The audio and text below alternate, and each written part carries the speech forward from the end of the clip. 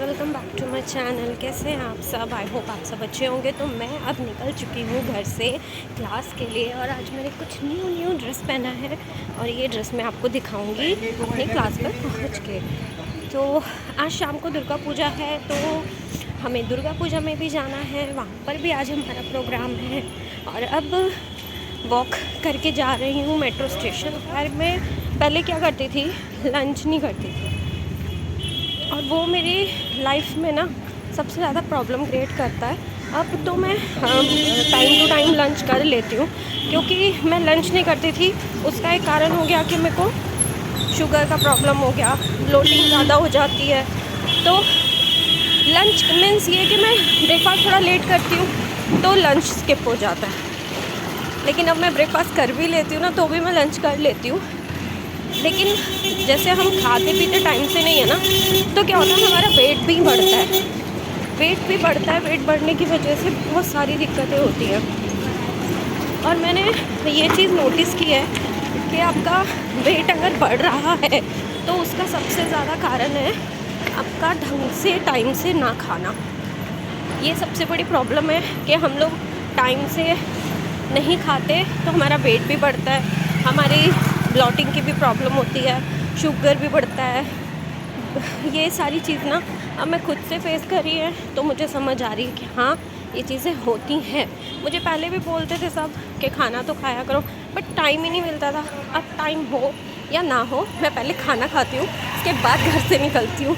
आज भी मैं सिर्फ लंच की वजह से लेट हो गई कि मुझे लंच करना था, तो मैं 5-7 मिनट लेट हो गई। तो चलो मिलती हूँ नेक्स्ट पे क्लास पे अपने।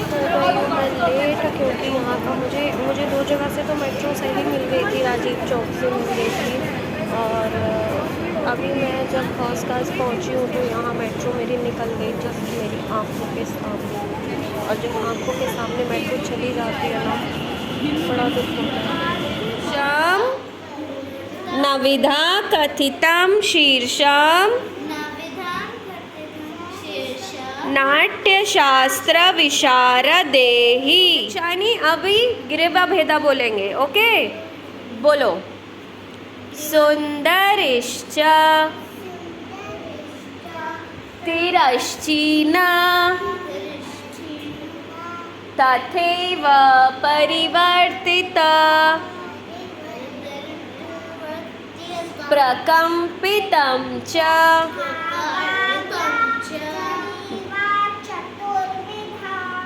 ये हमें कुछ सुनाने वाली है, बताने वाली है। और जो मुझे समझ नहीं आ रहा है तो आप लोगों को समझ आ जाए तो मुझे भी बता देना। बताओ। एक कपल है पंजाब से, ठीक है?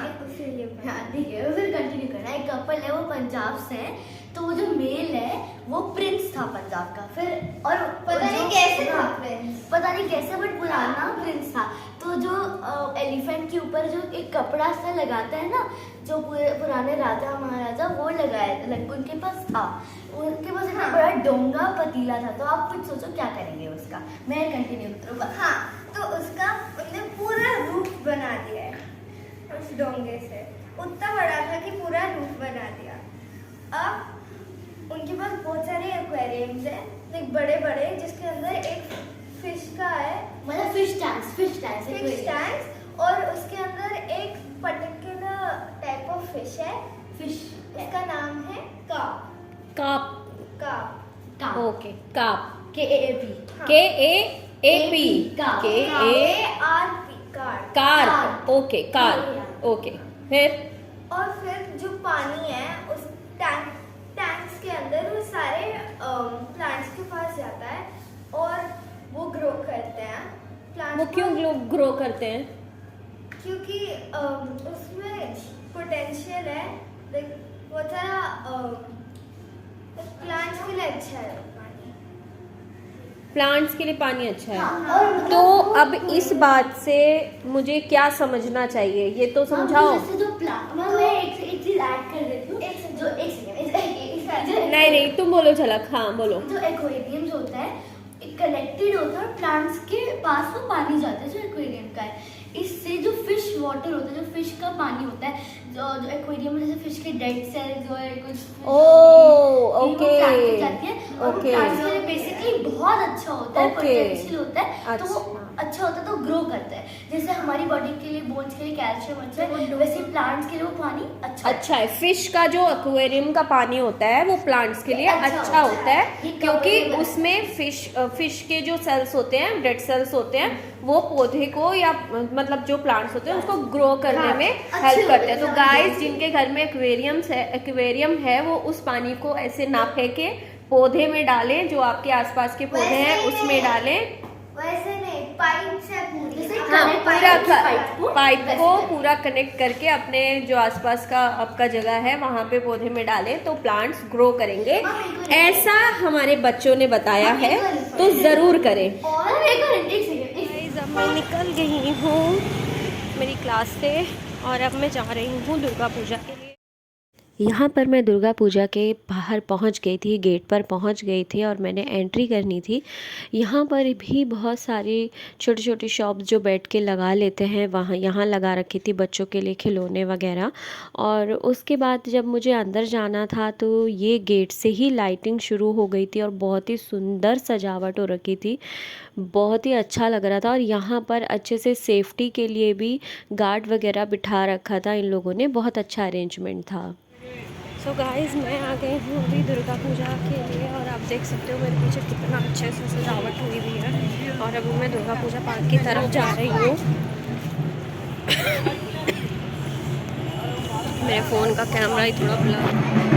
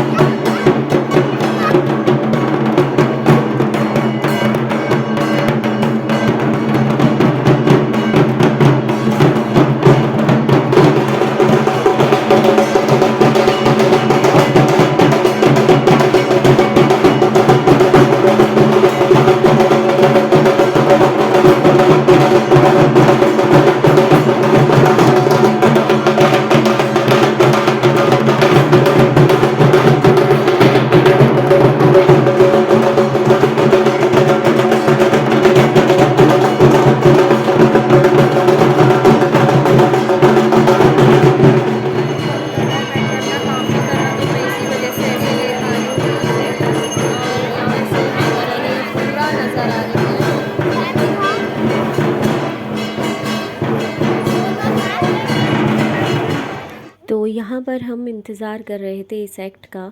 ये एक्ट इन लोगों ने बंगाली में प्रस्तुत किया था और ये वही कोलकाता जो केस हुआ था उसी के ऊपर ये एक्ट था। बहुत ही बढ़िया, बहुत ही सुंदर इन्होंने एक्ट ये प्रस्तुत किया। मुझे बंगाली समझ नहीं आती है उतनी, लेकिन फिर भी मैं समझती हूँ जो इन लोगों की इमोशंस थे, भावनाएं थी, इसको देखकर हम लोग नॉर्मल जो देखने वाले, एक एक्ट तभी अच्छा लगता है जब आपको देखकर आपकी आंखों में आंसू आ जाए। तो मुझे तो हार्ट टचिंग लगा बहुत ही ज़्यादा, मैं देखकर इमोशनल हो गई थी। आज भी क्यों हो रहा है ये सब समझ नहीं आता। दुर्गा पूजा की जाती है, दुर्गा को इतना माना जाता है, दुर्गा के रूप को पूजा जाता है, और वहीं दूसरी तरफ लड़कियों को कुछ भी नहीं समझा जाता।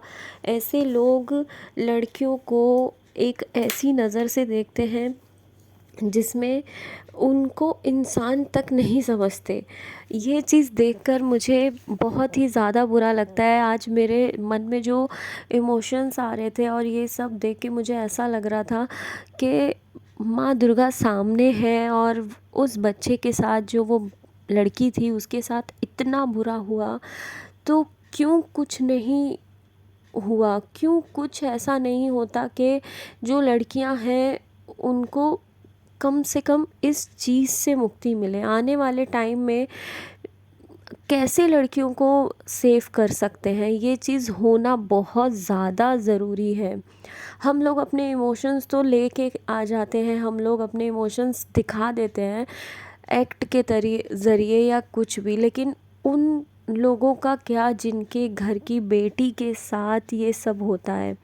और कैसे उन लोगों को मैं मतलब बोलना भी क्या ही बोलूँ, मतलब हमको अब इस चीज़ के लिए ज़रूर कुछ ना कुछ करना चाहिए। इस गवर्नमेंट को बहुत ही ज़्यादा ठोस कदम उठाने चाहिए जिससे कि ये सब होना बंद हो जाए। एक्ट के ज़रिए, नुक्कड़ नाटक के ज़रिए इतनी जागरूकता फैलाने के बाद भी लड़कियों को रेप जैसी इस मतलब हैवानियत से क्यों नहीं बचाया जा सकता? क्यों नहीं रोका जा सकता ये सब?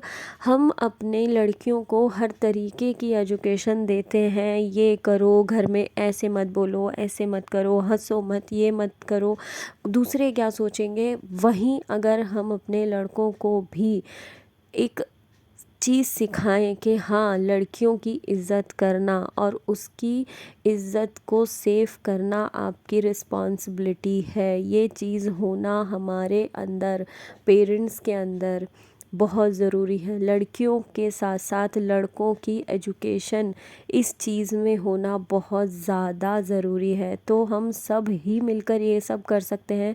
अगर हम एक दूसरे के 100 लोगों को, 50 लोगों को भी जानते हैं और उस बीच में हम अपने घर के बच्चों को, लड़कों को अगर ये चीज़ सिखा दी, हमने ये सिखा दिया कैसे उन लड़कियों को सेव करना है और कैसे ऐसी सिचुएशन से लड़कियों को बचाना है, तो हमारे देश में बहुत कुछ बदला जा सकता है।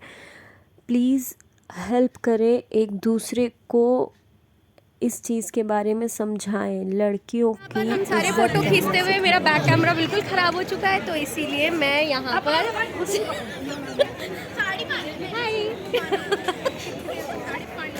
तो यहाँ पर हम फ़ोटो के ले रहे हैं अलग अलग फ़ोनों से, सारी जितने भी हैं। मैं भी चलाऊंगी। अब मैं आ गई हूँ घर फाइनली, और टाइम हो गया है 11:20 और मेरा जो बैक कैमरा बिल्कुल नष्ट हो चुका है। मैं फ्रंट कैमरे से आपको टाइम दिखा रही हूँ, पता नहीं क्या दिख रहा है। तो मैं आ गई हूँ घर। आज का व्लॉग बस यहीं ख़त्म करते हैं, मिलते हैं नेक्स्ट व्लॉग में, तब तक के लिए बाय। मैं प्रोडक्ट रिव्यू भी कर रही हूँ, प्लीज़ उसको भी शेयर करो, उसको भी लाइक करो। कल्पना ऑल इन वन मतलब ये है कि सारी चीज़ें मैं करती हूँ। मुझे पता है सारे जो मेरे सब्सक्राइबर हैं वो डिवाइड हो जाते हैं, बट 12K सब्सक्राइबर है, 12,000 में से गिनती के व्यूज़ आते हैं यार। प्लीज़ वीडियो शेयर कर दो, शेयर कर दो, शेयर कर दो।